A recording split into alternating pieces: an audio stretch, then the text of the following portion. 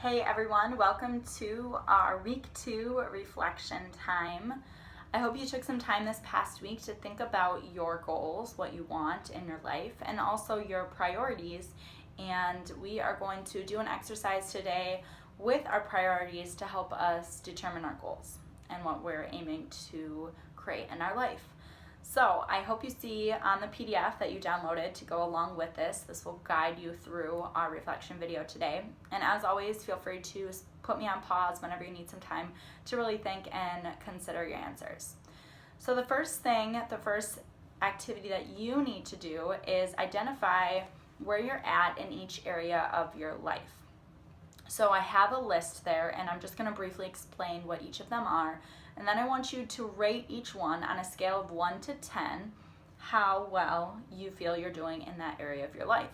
So 1 being the lowest, 10 being the highest.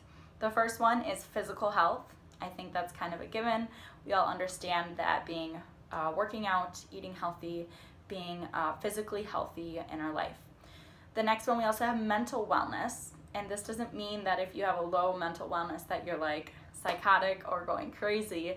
It just means maybe that you're not taking that time to unwind after a busy day or de-stress or even meditate or find some time to really get back to being calm and collected and having good mental wellness, because when we don't have good mental wellness, that's when we're kind of crazy and chaotic and very stressed.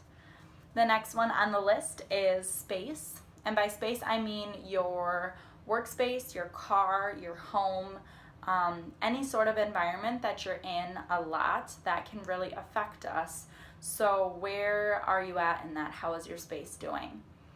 The next one is hobbies, joy, and relaxation. So are you setting aside time for hobbies, things that you enjoy doing, being happy and spending time either by yourself doing things you love or with other people? And relaxation is really key to reset and restore every week. So are you making time for those? Where are you at?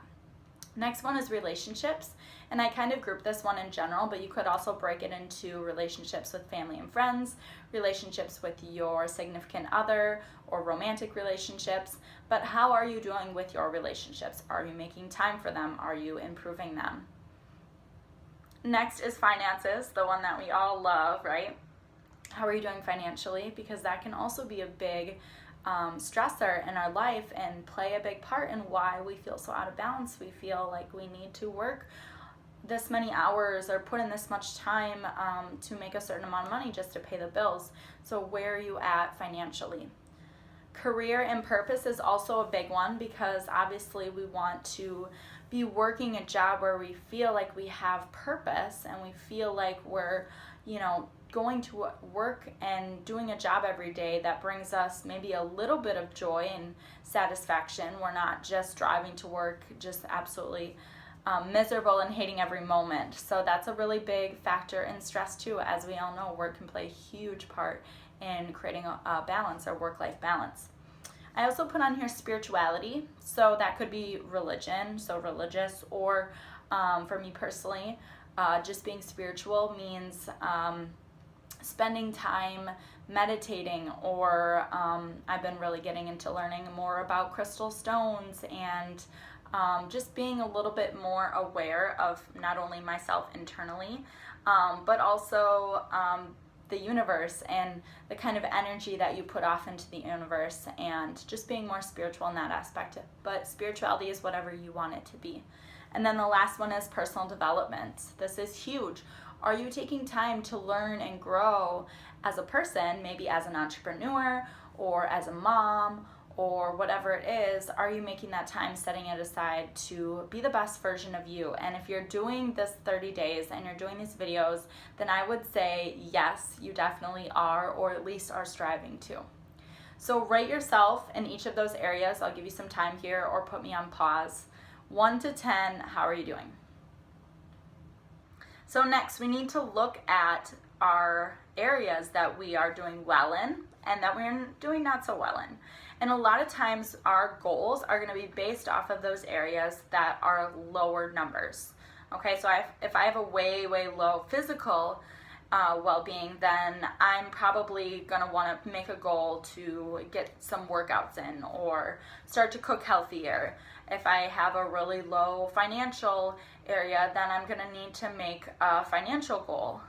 Maybe even relationships. If I am low there, I'm gonna make some time to set a goal with my relationships. So I hope that makes sense based on your priorities, setting your goals. So the rest of what we're gonna do today is simply creating 3 main goals, okay?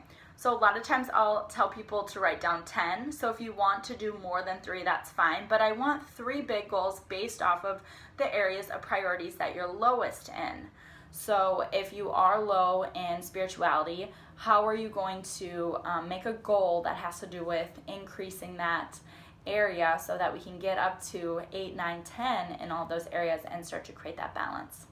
So 3 goals, and I also want them to be SMART goals. So if you don't know what SMART goals are, you want them to be specific, measurable, attainable, realistic, and have some sort of time limit of when you're going to accomplish them by. So I don't want to just put, if I'm doing a physical well-being, I don't want to just write down as a goal workout. That is not specific whatsoever. So maybe I put, 30-minute kickboxing workout 3 days a week for this amount of time. And maybe I don't put a time limit saying I can only do it for this many weeks, but I'm going to say 30 minutes. That is time specific. It's realistic. It's attainable. It's specific. So setting 3 SMART goals. So take the time that you need to do this.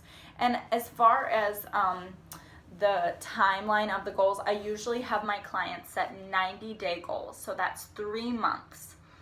And I think that's a really good time limit to be able to accomplish something big, but not like a year-long goal. So it's big enough, but it's also making them go out of their comfort zone to accomplish something that will take them more than just a couple weeks or 1 month.